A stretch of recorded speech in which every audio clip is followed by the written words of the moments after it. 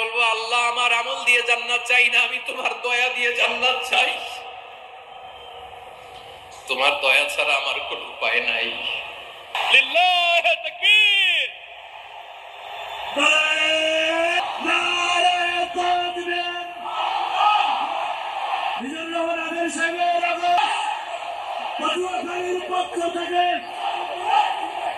প্রিয় পটুয়াখালীবাসী, আপনারা কেমন আছেন সবাই? আমি তো দেখলাম যে গতকালই এসে আপনারা বসেছিলেন, কষ্ট হয় নাই? সারাদিন খাওয়া দাওয়া করতে পেরেছিলেন তো?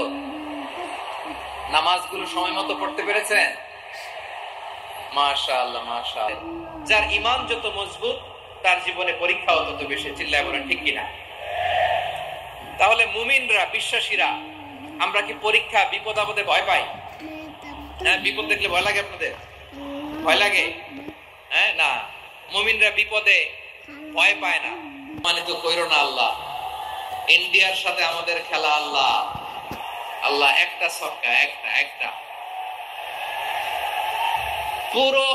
পুরো খেলা জুড়ে এই মেয়ের ওড়না ছিল গলায়, কিন্তু যখন এক বলে 6 রান দরকার, ওড়না চলে আসছে কোথায়?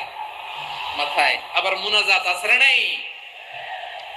ঠিকই বাংলাদেশের দামাল ছেলে এমন এক শট মারলো, বল চলে গেল স্টেডিয়ামের বাইরে, ছক্কা, জিতে গেলাম আমরা। পুরো স্টেডিয়াম জুড়ে চিৎকার, হই হুল্লোড়, মৌজ মাস্তি।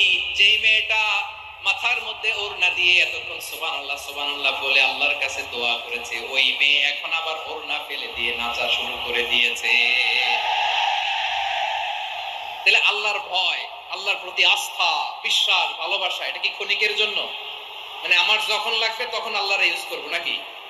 হ্যাঁ, বিপদে আপদে, সুখের সময় দুঃখের সময় সচ্ছল অসচ্ছল অবস্থায় বিশ্বাসীরা ভরসা রাখে একজনের উপর। চিৎকার করে বলে, পটুয়াখালী তিনি কে? সে আল্লাহ বললেন, গোলাম, মনে করো না জাহাজ থেকে সদরঘাটে ফিরিয়ে দিলাম, তুমি নিরাপদ হয়ে গেছো। মনে করো